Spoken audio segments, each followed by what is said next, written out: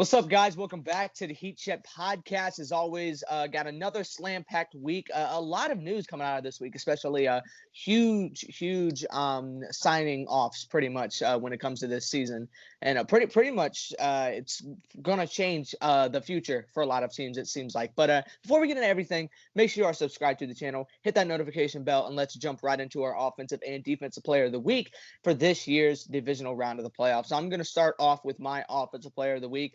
I didn't think this would be a high-scoring game, and Aaron Rodgers proved me wrong. He had himself a pretty good game compared to most QBs against this Rams defense. 296, 2 touchdowns, and 1 rushing touchdown. Rodgers, they got the win. I was considering giving it to Stephon Diggs, but I'm going to give the edge to Rodgers here, advancing his Packers to the NFC Championship. All right, I got to go with my guy, Fournette. He had 17 rushing attempts for 63 yards. It's a really good average right there. And then he had 44 receiving yards with a receiving touchdown. If you watch that game, he managed the game basically. I mean, Brady was just checking it down to him a lot, and they ran the ball a lot more than I've seen the Bucs run it this season, and that's what helped them win the game. They kept the ball, they managed the ball, they didn't turn it over, and Fournette was the main key to that. And I think what the main key to their win there really was this man, Devin White, going absolutely insane. 11 total tackles, 1 TFL, not an interception, and a pass defense. I got to give my defensive player of the week to Devin White here. Fournette was a pretty big guy, a part of it, a bigger part of the picture than I thought. But I feel like Devin White really anchored this team towards that win. It really does suck to see Brees. Well, it's not official yet, but it really does suck to see Brees go out like that. Yeah, I'm going double Buccaneers like you. Got to give it to Devin White. He sealed that game with that pick, and I think he had a fumble recovery also that was knocked out by another player. But just a key part of that defense, he's rising up as a star at the right time. He's been great all season. I think he might be a Pro Bowl snub. I mean, he had a really good season. So what a game at the right time to help them win that. All right, then let's take another dive. Game. Oh, sorry, you cut out there. Let's take another dive here into that Deshaun Watson bounty that everyone's talking about. Well, technically, we've got a new name on the list, and that's the Saints, of course, with Brees playing his last game in the Superdome, even though, once again, he hasn't officially said it. He said he was going to think some things over, but there was a report coming out, I believe it was Jay Glazer who reported it, saying that was his last game ever, that he was going to retire. Jameis Winston probably coming in here for Brees, but it's pretty much a technicality here. You know, the Saints are probably going to look into it, but it's not going to work out at all. I've seen some people throw their names out there, like, the Saints trying to go with a brand new guy in Deshaun. It would be hell, because Deshaun Watson has an insane contract, one that they cannot even handle because they're $99 million over the cap. So it's going to be impossible for them to do with that.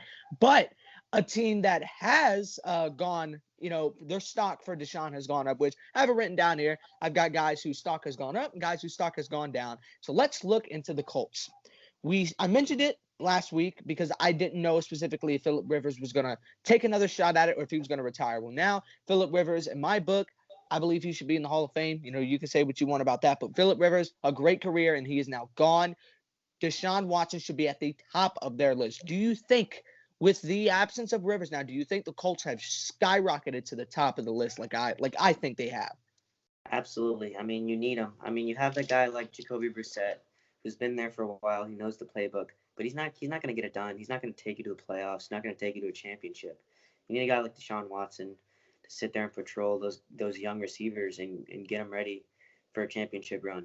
It's going to be very interesting to see if they do end up being as aggressive here, like I want them to, because then this would make the Colts a Super Bowl contender, in my opinion. Deshaun Watson would be the final piece they would need. And then another guy whose stock has gone up is the Chicago Bears. You said there was a very good fit for them, and I was a little bit doubtful because of how just weird their GM has been in the past few years. Well, a report has came out now that the Bears are going to be moving on from Mitch Trubisky this offseason.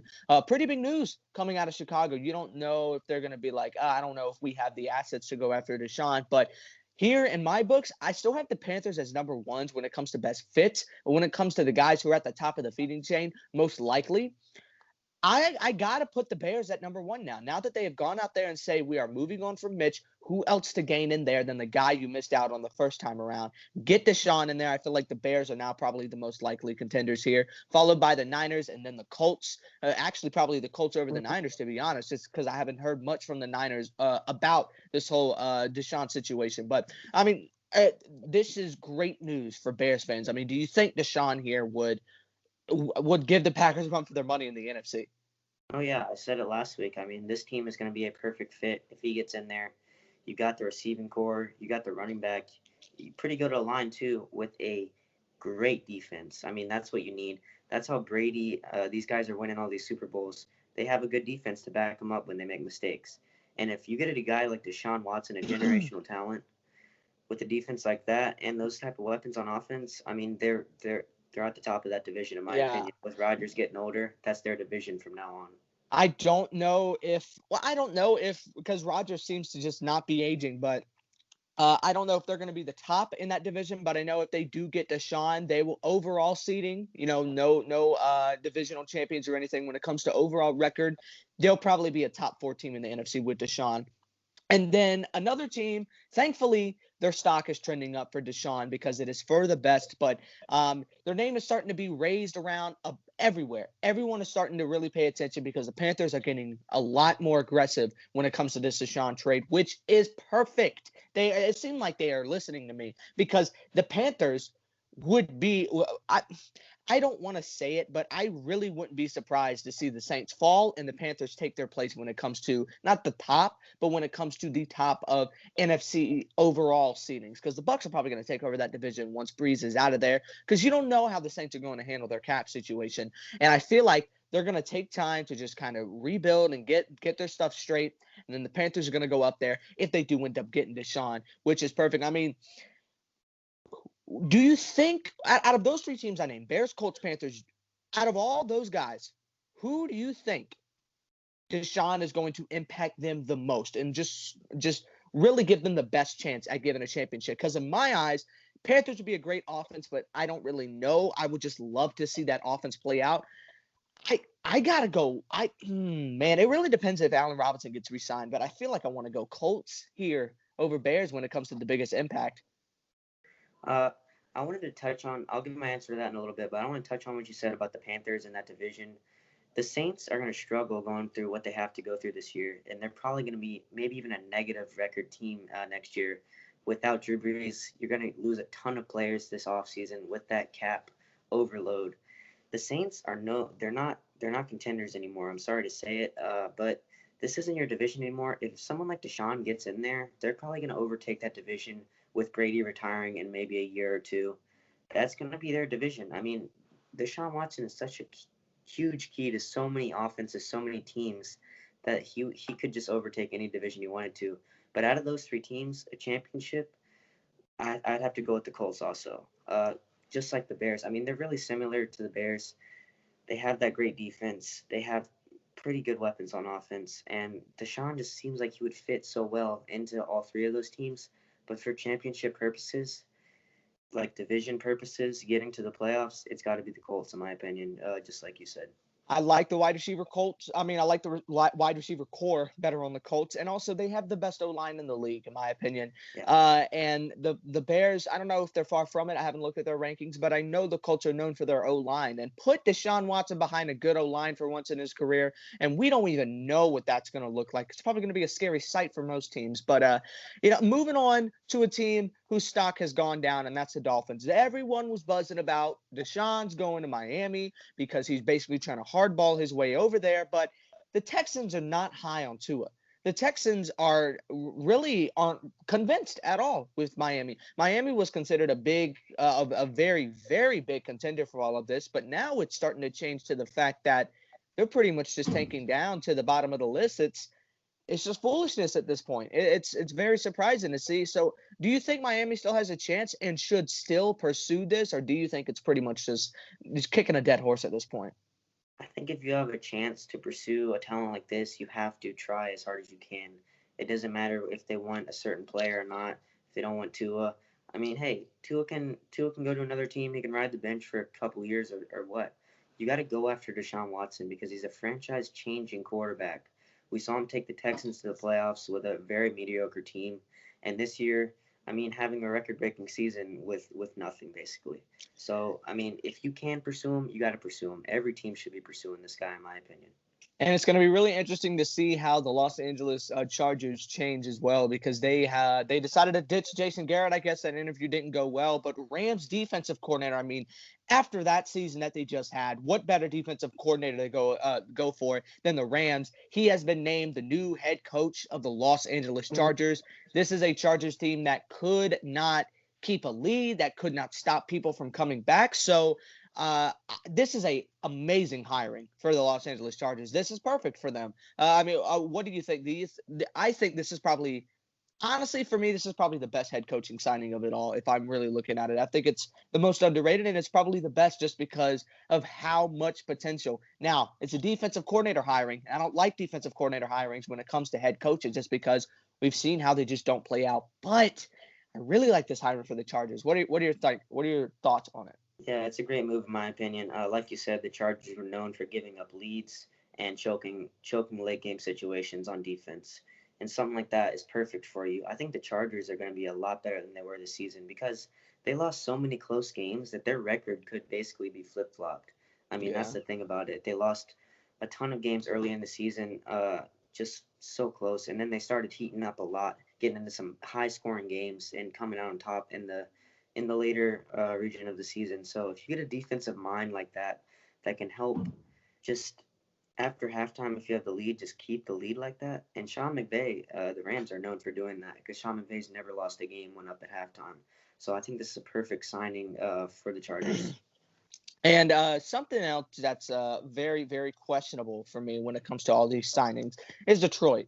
I've seen a lot of names. I saw Detroit was really eyeing on Saleh, and they were really eyeing on the Titans offensive coordinator, who actually ended up going to Atlanta, which I think that's a great signing for them. But the Saints assistant, not even like an assistant head coach, I think he was like the Titans coach or something, or he was just a Saints assistant on that team. But he's now the new head coach for Detroit.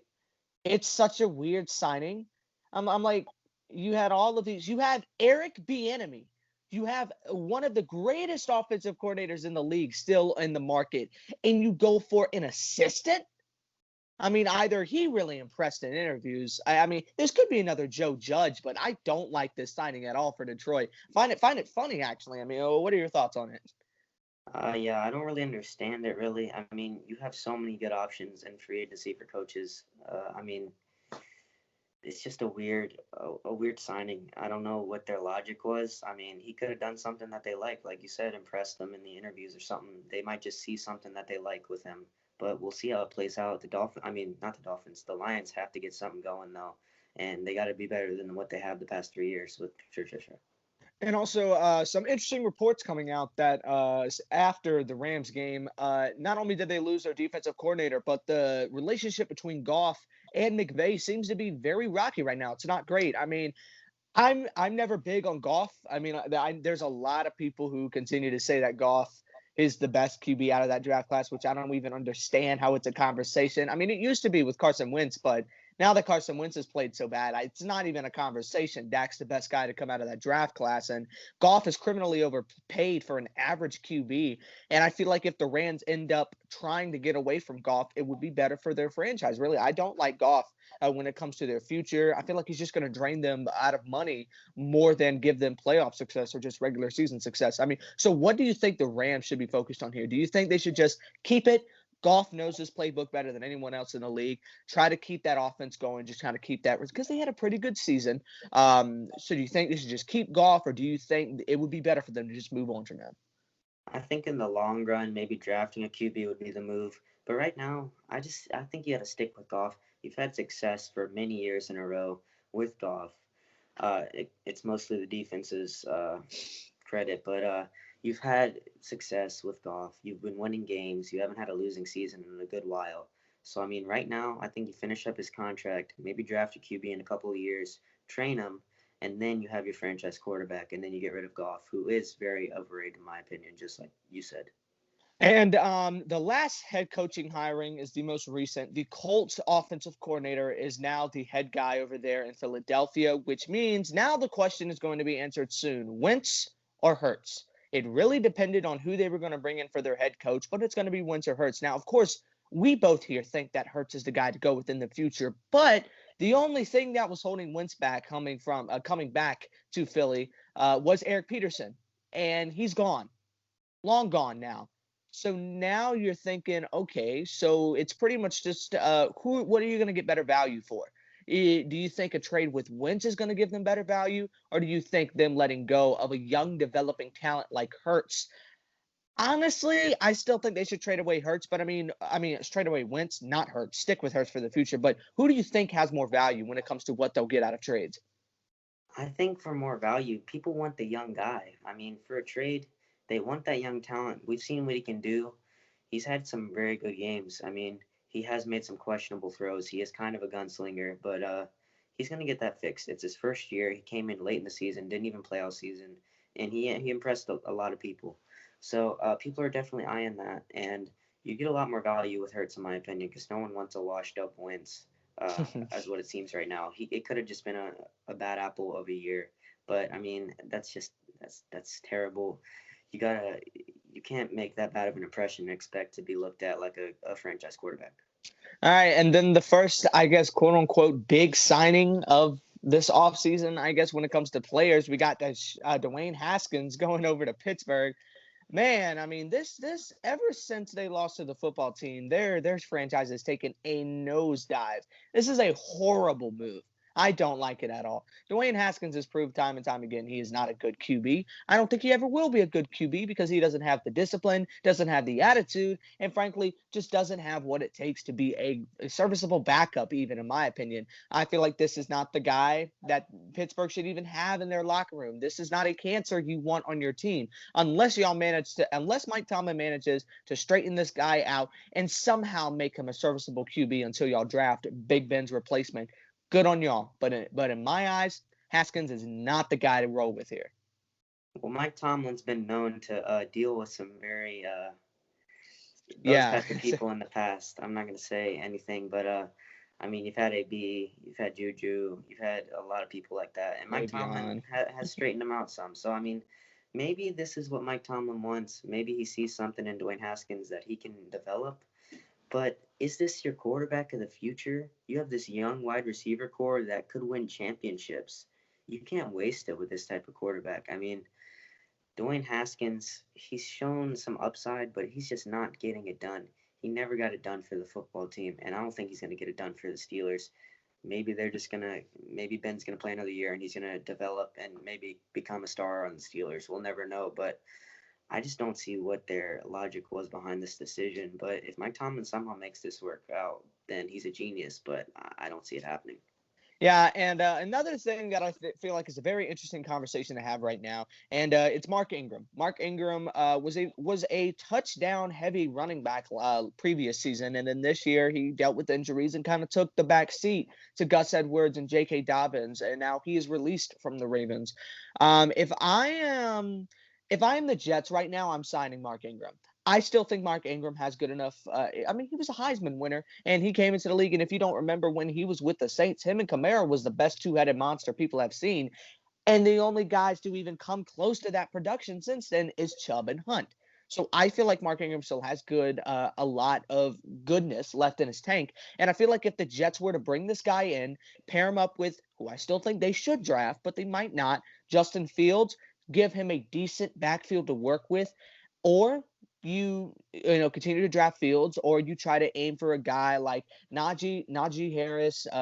If Pray to God if he falls to y'all in the late second round, and late first round. Actually, I'm pretty sure they do have a late first rounder. Or just draft a running back. What do you think is going to be better? Do you think they should just save their draft picks for O linemen because they really do need to build on that, and sign Ingram, or just go with the youth movement and draft a guy like Najee Harris?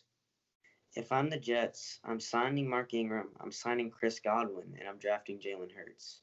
Building an offense like that, I mean, not Jalen Hurts, Justin Fields. I mean, Yeah. they're similar names.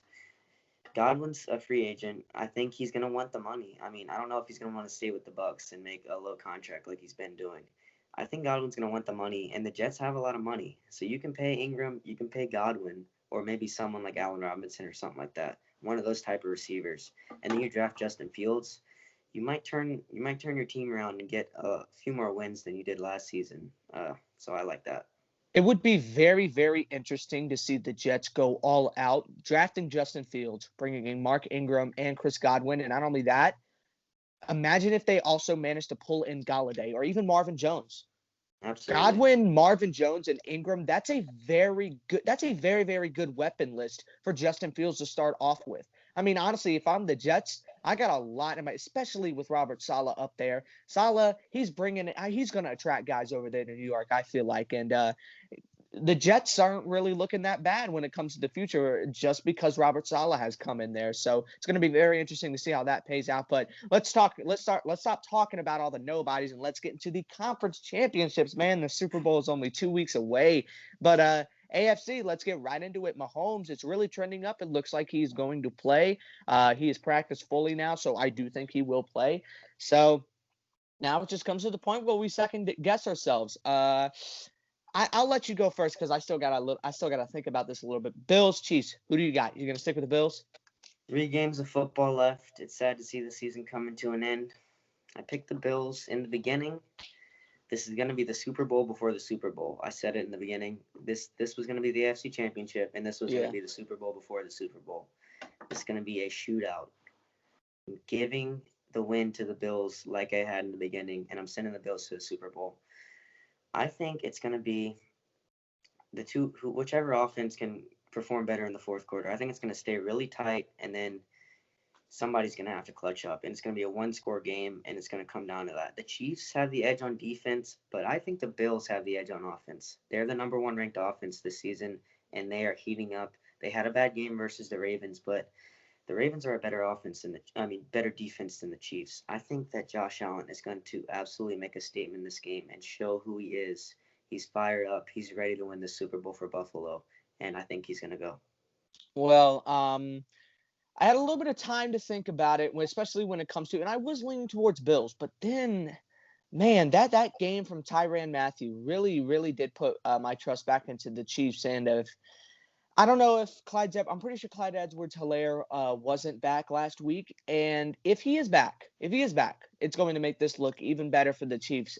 I'm still going to go with the Chiefs. I'm going to stick with my original prediction. I'm going to have the Chiefs go to the Super Bowl over the Bills. This is going to be one hell of a game, but I don't know. I like what I've seen from the Chiefs defense, and hell, you can never count out Patrick Mahomes, especially it really depends on if this concussion is going to limit him at all, which knowing Patty Mahomes, it probably won't limit him at all, which is not good for the Bills, but I got to go Chiefs here. And then going over to the NFC Championship, man, I'm starting to second guess myself against the Bucks. I didn't think the Bucks would even be able to make it this far, and you have them go to the Super Bowl. I didn't think they'd be able to go to the second round, no matter who they faced.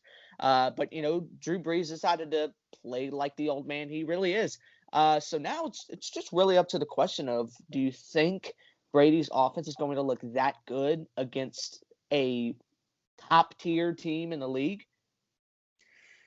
All right, well, guys, you thought I was crazy in the beginning when I predicted these two teams to go to the Super Bowl, but now I'm one game away from being correct. I mean, I picked against Brady last week. I said the Saints were going to win. Brady won. So this week, the Packers are going to win the game, okay? Packers are winning it all the way. It's going to be a blowout. Packers are going to kill them. All right, but seriously, this is going to be a very good game. They're such closely, evenly matched offenses, but I think the Bucks have the edge on defense. I don't believe in superstitions. That was just a joke. The Bucks and Bills are going to the Super Bowl like I had in the beginning. I just think the offenses are both very good. It's just whoever's going to turn the ball over more is going to lose the game. I think if Rodgers makes too many mistakes, which I don't think he will, and I don't think Brady's going to make too many mistakes either. It's going to be a shootout. Both of these games are going to be so exciting to watch, and they're both so hard to call.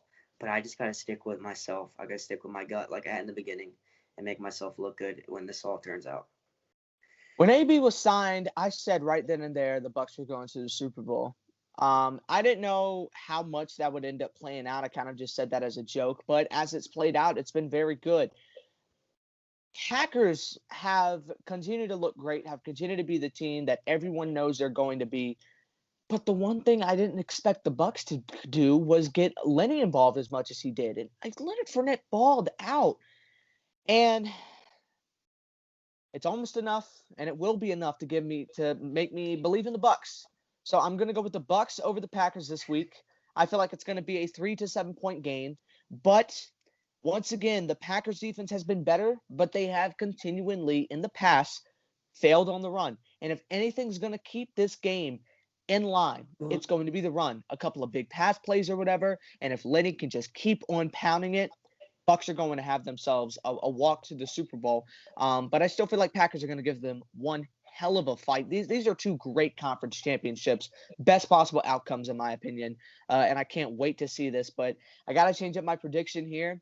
I got to go Bucks over the Packers, and I feel like it's going to be Bucks Bills in the Super Bowl. Now, when it comes to who I think is going to win over them, that's going to be very hard. That's really going to be based on how they both play this week. Because if it was the Packers, I'd still go with them. But I don't know, man. Something about the Bucks and them getting Lenny involved just has made their stock skyrocket. Right now, who would you go with in the Super Bowl between your two picks? With the Chiefs. Wait, did you pick the Chiefs or the Bills? I picked the Chiefs over the Bills. Okay. Well, who would you think if the Bucks and Chiefs went? Who are you giving the edge to in the Super Bowl? I think I still got to go Chiefs. I feel like Packers. I felt with how good the Packers were going, I feel like they were going to end up beating the Chiefs. But if they end up beating the Bills in the fashion that I do feel like the Bills are a better team than the Bucks.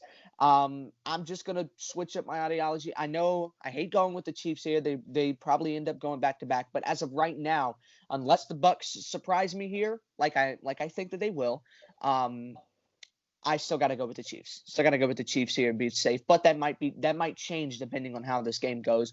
And honestly, if they do end up winning this game, I'll probably end up going Bucks, to be honest, just because that's how impressed I've been with the Bucks this postseason. But guys, that is all we have for this week. A lot of news, really, a lot of big signings, which I thought was what we were going to get last week. But huge games, and then afterwards we gotta wait. We just gotta wait a little bit until the Super Bowl comes around. But don't worry. We're going to have you covered with the Pro. I'm just kidding. There's no Pro Bowl this week. I don't know why I was even going to say that. There's no Pro Bowl this the Madden year. Tournament. But yeah, we'll tell you who wins the Madden tournament. Yeah, we'll tell you who wins the Madden tournament. So yeah, thanks NFL for giving us a week off, I guess, and we'll come back at you when the Super Bowl comes around. But thank you guys for watching this week. Make sure you hit the like button.